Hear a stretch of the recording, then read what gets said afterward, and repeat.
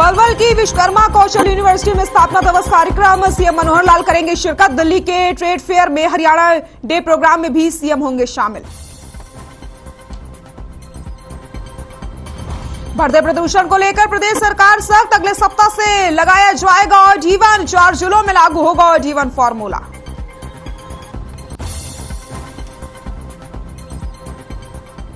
Pharmaceutical sector के पहले global innovation summit का आयोजन, शाम 4 बजे पीएम मोदी वीडियो कॉन्फ्रेंसिंग के जरिए करेंगे उद्घाटन। 2 दिवसीय शिखर सम्मेलन में होंगे 12 सत्र।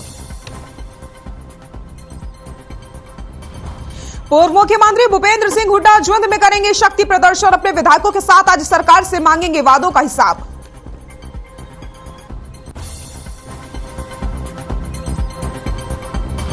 दिल्ली में पीएचडीसीसीआई ने आयोजित किया कार्यक्रम, केंद्रीय इस्पात राज्य मंत्री फग्गन सिंह कुलस्ते कार्यक्रम को किया संबोधित। पीएचडीसीसीआई पार्लियामेंट्री फोरम के चेयरमैन राकेश गुप्ता भी रहे मौजूद। और किसान नेता आज करेंगे बैठक, दिल्ली कूच और संसद घेराव पर बनाई जा सकती है रणनीति। 26 नवंबर को किसान आंदोलन का होगा 1 साल पूरा।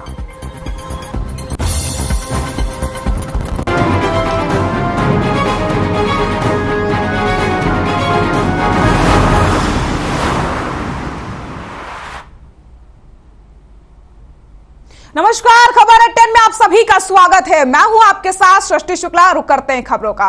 खबर गुरुग्राम से ग्रीवांस कमेटी की बैठक की गई। सीएम ने इस बैठक के बारे में जानकारी देते हुए बताया कि बैठक में 16 शिकायतों को सामने रखा गया था, जिसमें से 14 शिकायतों का निपटारा किया गया। बाकी की 2 शिकायतें अगली मीटिंग में रखी जाएंगी। साथ ही साथ सीएम ने कहा कि बाबूपुर गांव में स्ट्रीट लाइट घोटाले की भी जांच करी जाएगी।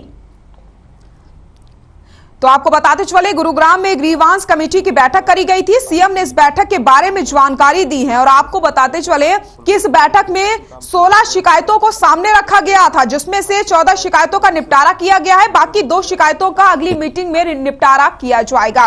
तो वहीं सीएम ने यह भी जानकारी दी है कि बाबूपुर गांव में जो स्ट्रीट लाइट का घोटाला हुआ था, उसकी भी जल्द से जल्द जांच करी जाएगी। केवल 2 ग्रीवेंसेस ऐसी हैं जिनको अगले महीने के लिए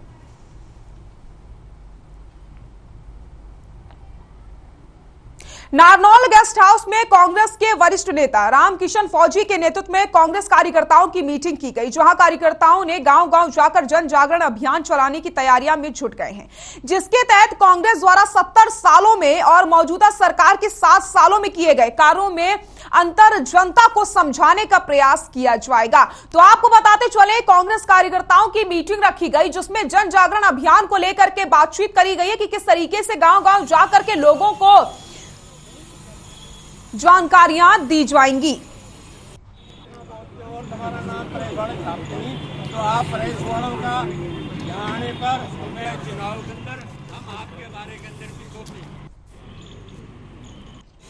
नेताओं को सुनेंगे। हमारे सब नेता और सब कार्यकर्ता और सब सहयोगी, हमारी मित्र, जो हमारी राष्ट्रीय अध्यक्षा श्रीमती सोनिया गांधी के आदेश और हमारे नेता राहुल गांधी जी जो बीजेपी के 7 साल के दौरान में जो इन्होंने देश विरोधी जो काम किए, उसके खिलाफ पूरे देश में एक अभियान 14 नवंबर से और 29 नवंबर तक जो देश में जो चलाया है, उसके तहत हमारे महेंद्रगढ़ जिला में सब हमारे नेता विधायक जी, दान सिंह जी, राव नरेंद्र जी, बहादुर सिंह जी, अर्जुन जी और सब गोलवा जी, हम सब कार्यकर्ता यहाँ इकट्ठे होके उसके लिए मुझे भेजा है कार्यकर्ता के नाते साथ काम करने के लिए।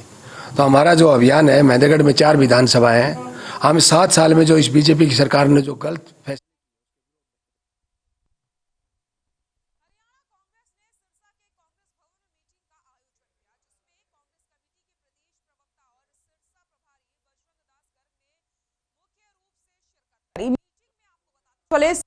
के कांग्रेस के तमाम पदाधिकारी भी मौजूद रहे, जिसमें हरियाणा में बेरोजगारी, महंगाई, खराब कानून व्यवस्था सहित तमाम मुद्दों पर मंथन किया गया। कांग्रेस सरकार का कहना है कि वो बीजेपी के खिलाफ अपना विरोध प्रदर्शन जारी रखेगी। इस दौरान मौके पर गर्ग ने बीजेपी सरकार पर जमकर हमला भी बोला है।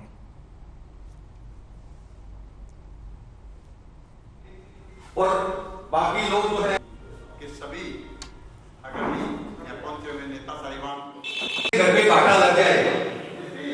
आज हमने मीटिंग रखी थी देश के अंदर बेअताशा महंगाई, बेरोजगारी, खराब कानून व्यवस्था, इस मुद्दे के ऊपर कांग्रेस पार्टी द्वारा देश और प्रदेश के अंदर जोरदार जन जागरण अभियान देश में चलाया जा रहा है, जिसके तहत आज मीटिंग के अंदर अनेकों फैसले लिए हैं। ग्राम स्तर के ऊपर हम जन जागरण अभियान चलाएंगे। इसमें पदयात्रा, धरना, प्रदर्शन, लोगों के घरों में जाकर लोगों को चेताएंगे कि किस प्रकार इस सरकार के अंदर बेअताशा महंगाई बढ़ी।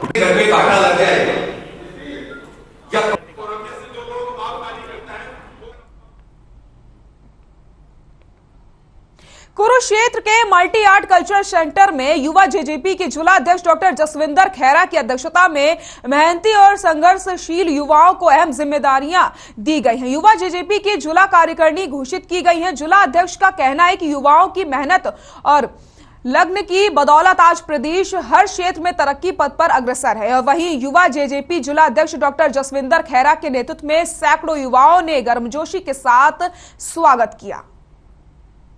भाई दुष्यंत चौटाला जिंदाबाद, भाई दिग्विजय सिंह चौटाला।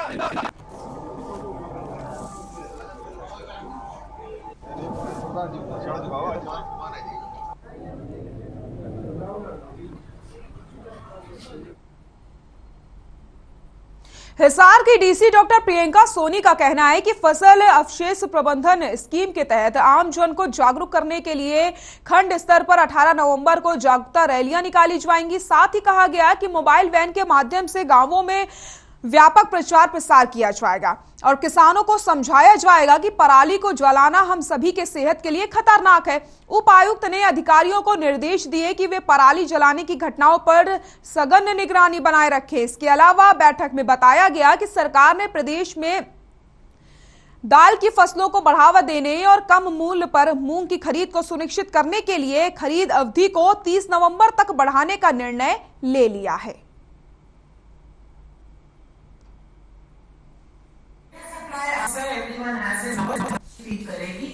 तो इससे आप सब जैसे कि आप सब लोगों को विदित होगा कि हिसार और आसपास का जो इलाका है इसमें जो एयर क्वालिटी इंडेक्स है वो बहुत ही पुअर है और जो आम आदमी है उनको आंखों में जलन, सांस लेने में तकलीफ, इस प्रकार से बहुत सारी रेस्पिरेटरी डिसऑर्डर से लोग सफर कर रहे हैं। और इसमें एक कारण जो है वो स्टबल बर्निंग भी है। जो पराली जलाते हैं उससे धुआं और एयर क्वालिटी जो है वो पुअर होती है। इसके बारे में एनजीटी और सुप्रीम कोर्ट के भी काफी आदेश आए हुए हैं, जिसके चलते ये बैन है टोटली। हमारे यहाँ पे भी 144 लगी हुई है, जिसके तहत पराली जलाना बिल्कुल बंद है। करेगी तो इससे आप सकते अभी से कर दीजिए चालू रहे। पॉज मशीन पर विशेष ध्यान रखिए। पटाल की भारत फ्लाइंग स्क्वाड्स कॉन्स्टिट्यूट करिए, चेकिंग टीम्स करिए। प्रदेश में कोरोना वायरस के बाद डेंगू का असर सबसे ज्यादा देखने को मिला है। डेंगू के मरीजों की संख्या में इजाफा देखा जा रहा है। प्रदेश में डेंगू से कई मौतें हो चुकी हैं। बात करें रोहतक की तो यहां भी डेंगू के मरीज लगातार सामने आ रहे हैं। जिले में एक दिन में 17 मरीज मिलने से स्वास्थ्य विभाग परेशान हो गया है। वहीं जिले में अब तक 362 मरीज मिल चुके हैं। स्वास्थ्य विभाग डेंगू को रोकने के लिए घर घर जाकर लोगों को जागरूक कर रहा है। वहीं डेंगू के मरीजों के लिए अलग से सभी सरकारी हॉस्पिटल में व्यवस्थाएं करी गई हैं। वहीं राहत की बात यह है कि अभी तक रोहतक जिले में किसी की भी डेंगू से मौत नहीं हुई है।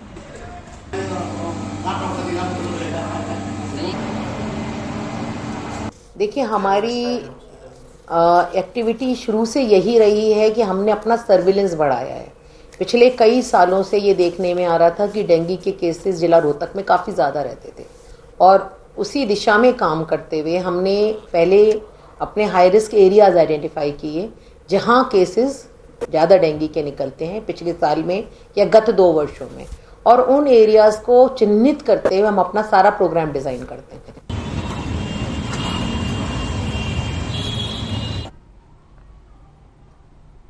महम विधानसभा के इमली गांव में सीवर सफाई न होने के कारण सीवर ओवरफ्लो से गली में बदबूदार पानी से लोगों का जीना दूभर हो गया है। ग्रामीणों ने बताया कि कई बार नगर पालिका को लिखित में शिकायत दी जा चुकी है, लेकिन समस्याओं में कोई सुधार नहीं हुआ है। तस्वीरें भी आप साफ तौर पर देख सकते हैं किस तरीके से गली में बदबूदार पानी भरा हुआ है। प्रशासन को कई बार शिकायत की गई है, लेकिन अभी तक किसी भी प्रकार से कोई कार्रवाई नहीं करी गई है और ऐसे में लोगों को बीमारियों का खतरा बढ़ गया है।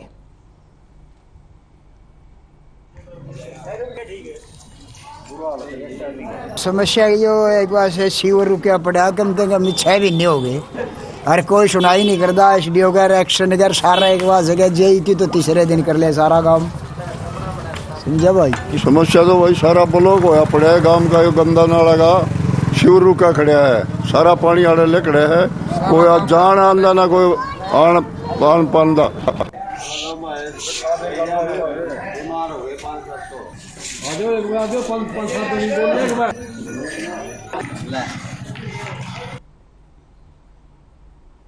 रेवाड़ी के नागरिक अस्पताल में ब्लड कंपोनेंट सेपरेशन मशीन का आज डीसी यशेंद्र सिंह ने फीता काटकर शुभारंभ किया।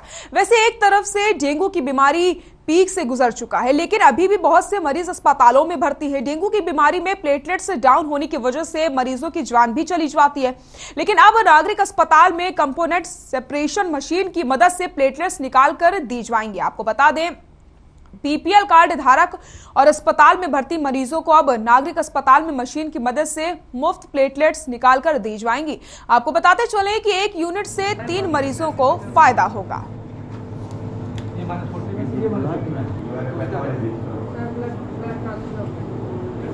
होल ब्लड लेके आते हैं कैंप से, जो भी होल ब्लड कलेक्ट करके हम ब्लड बैंक में लेके आएंगे, उनको एक सेंट्रीफ्यूज मशीन के अंदर सेंट्रीफ्यूज करते हैं, फिर उनको सेपरेट करते हैं। वो प्लाज्मा और आरबीसी के अंदर सेपरेट हो जाती हैं, ठीक है। फिर प्लाज्मा एक्सप्रेसर मशीन के थ्रू प्लाज्मा को हम सेपरेट कर देते हैं, आरबीसी को हम अलग कर देते हैं।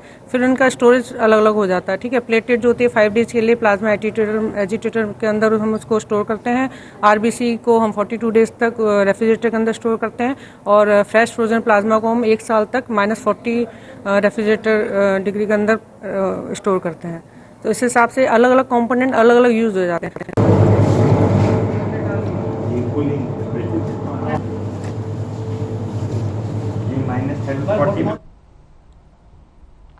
सोहाना के अस्पताल जल्द ही नेशनल एडवांस सर्टिफाइड अस्पताल की श्रेणी में आ सकते हैं। इसके लिए प्रथम चरण कायाकल्प क्वालिटी का अवार्ड सोहाना नागरिक संस्थान को दिया जा चुका है। इसी को लेकर के गुड़गांव के सीएमओ ने सोहाना के स्टाफ के कर्मचारियों को सम्मानित किया। उन्होंने बताया कि जिले में सोहाना और पटौदी को प्रथम चरण कायाकल्प क्वालिटी में प्रथम आया है। आपको बताते चले, जिस पर नागरिक अस्पताल सोहाना को 1 लाख से के इनाम से भी सम्मानित किया गया है।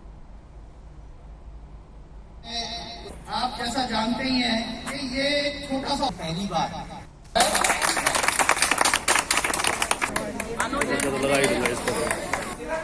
आज सोना में जो कार्यक्रम रखा हुआ था वो कायाकल्प हुआ है सोना अस्पताल, और इस बार पहली बार सोना और पटौदी दोनों हमारे जो सब डिविजनल हॉस्पिटल हैं, ये क्वालिटी में एक नेशनल अवार्ड की तरह होता है। Ministry of health and family welfare की तरफ से 2 किस्म के क्वालिटी के वर्कअप होते हैं, एक कायाकल्प और दूसरा एनक्वास सर्टिफिकेशन। तो मैं आपको ये बताना चाहूंगा कि कायाकल्प तो पहली बार सोना जो है वो सेलेक्ट हुआ है, यानी क्वालिटी सर्विसेज देने के लिए। दूसरा एनक्वास के जो स्टेट लेवल की जो टेस्ट है वो इसने पास कर लिया है आपके सब डिविजनल हॉस्पिटल सोहना ने, और हमने नेशनल लेवल के लिए एनक्वास के लिए अप्लाई किया हुआ है।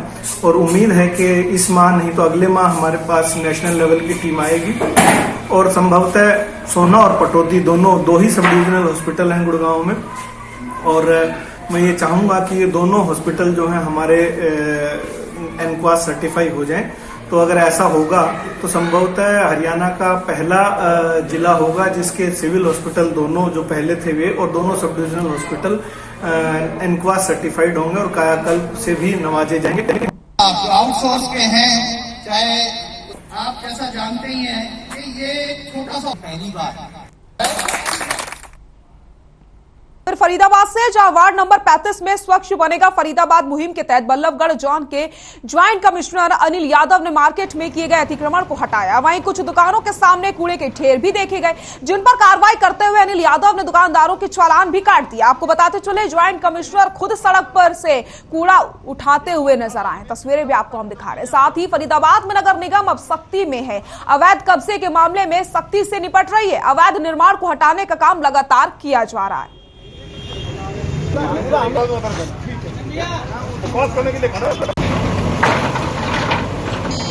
आज का ये जो अभियान है स्वच्छ बनेगा फरीदाबाद की मुहिम है जो, उसमें हमारी तरफ से सहयोग के लिए किया गया है। इसके अंदर पूरे वार्ड के अंदर हम ये सफाई अभियान चला रहे हैं। इसके अंदर जितनी भी कूड़ा करकट मिट्टी जो अनऑथराइज जो जब वेजिटेशन उगी है या वैसे अवैध कब्जे हैं लोगों के जो कूड़ा फैलाते हैं, उन सब के ऊपर एक तरफा कार्रवाई है।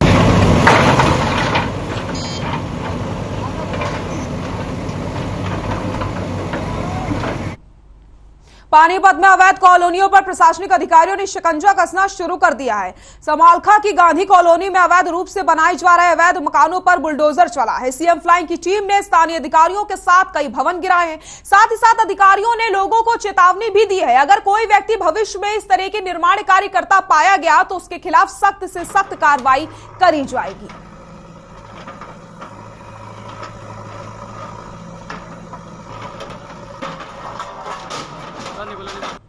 ये एक तो गांधी कॉलोनी में थी जो अवैध कॉलोनी काट रहे थे, तो वो थोड़ी हमने वहाँ पर उसको नोटिस दिए थे पहले, हमने वो नहीं माना तो आज हमने डिमोलिशन कर दिया।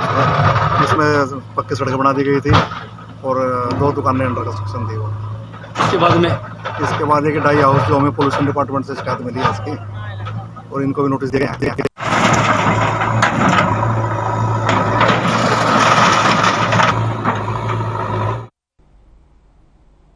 सिरसा में धान की बम्पर आवक हो चुकी है, जिसके चलते सिरसा की अनाज मंडी में धान की ढेरियां लगी हुई हैं। धान की उछान का कार्य धीमा होने से व्यापारियों को और किसानों को काफी परेशानियों का सामना करना पड़ रहा है।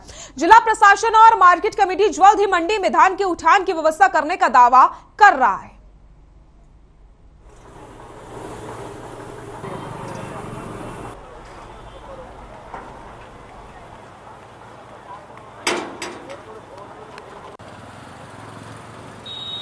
अभी हमारे डिस्ट्रिक्ट में लगभग 27 लाख क्विंटल के करीब धान खरीद किया जा चुका है, जिसमें से पीआर जो है 15 लाख है और नॉन पीआर है जो 12,92,000 है।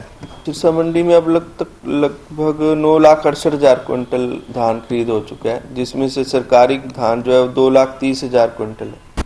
वो थोड़ा जाम लग गया था तो हमने एक दिन के लिए अराइवल बंद की थी, तो कल शाम से हमने फिर दोबारा शुरू कर दिया। हजरत लाइव अली शाह कलंदर साहिब केंद्रीय दरगाह पर सालाना उर्स मुबारक भंडारे का आगाज हुआ, जहां दरगाह पर चादर चढ़ाकर कार्यक्रम की शुरुआत करी गई। ये उर्स मुबारक 2 दिन तक जारी रहेगा, जिसमें कव्वालियों के कार्यक्रम में अंतर्राष्ट्रीय स्तर के कव्वाल शिरकत करेंगे। बताया जा रहा है कि उर्स के दोनों दिनों में पूरे भारत में यहाँ श्रद्धालु आते हैं और बाबा जी के आगे शीश नवाकर मुरादें मांगते हैं।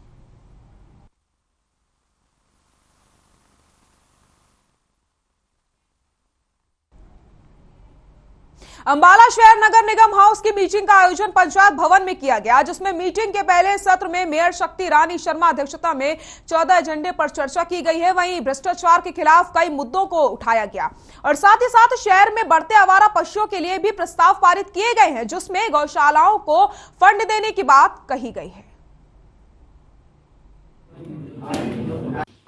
और इसके ऊपर चाहे आप कमेटी बिठाना चाहे कमेटी बिठा लीजिए। देखिए, हाउस की मीटिंग में सबसे पहले तो हमारा शपथ ग्रहण का समारोह हुआ और उसके बाद जो हमारी पिछली हाउस की मीटिंग थी और उसके कुछ पॉइंट्स रह गए थे उनके ऊपर डिस्कस किया गया और एक कुछ सप्लीमेंट्री के 4 पॉइंट्स थे, उन पर डिस्कशन हुआ और वो पास भी हो गए इस हाउस में। और फिर लंच ब्रेक के बाद अभी जो हमारा एजेंडा था 9 पॉइंट का, उनको उठाया गया। अंबाला के बराडा में नए थाने का उद्घाटन किया गया, जिसमें मुख्य अतिथि के रूप में भारती अरोड़ा ने शिरकत की। आपको बताते चले, इस मौके पर अंबाला के एसपी जसनदीप सिंह भी मौजूद रहे और कहा गया कि चाहत है कि हमें ज्यादा से ज्यादा क्राइम को होने से पहले रोकने पे ध्यान देना होगा। आपको बताते चले कि इस थाने के तहत 33 गांव आते हैं।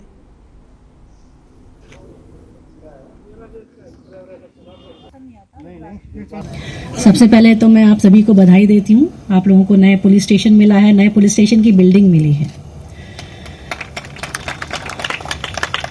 जब कोई नई बिल्डिंग खड़ी होती है या कोई नया बिजनेस अपना शुरू करता है तो लोग उसकी पब्लिसिटी करते हैं, चाहते हैं कि लोग वहाँ पे ज़्यादा से ज़्यादा आएँ, ऐसा ही होता है ना। लेकिन हम नहीं चाहते कि हमारे पुलिस स्टेशन में लोग ज़्यादा से ज़्यादा आए। हम नहीं चाहते हमारा काम, हमारा बिजनेस क्या है, क्राइम कंट्रोल करना। हम नहीं चाहते हमारा बिजनेस फले फूले, हम चाहते हैं हमारा क्राइम बिल्कुल कंट्रोल। खबर 10 में फिलहाल के लिए इतना ही। नमस्कार।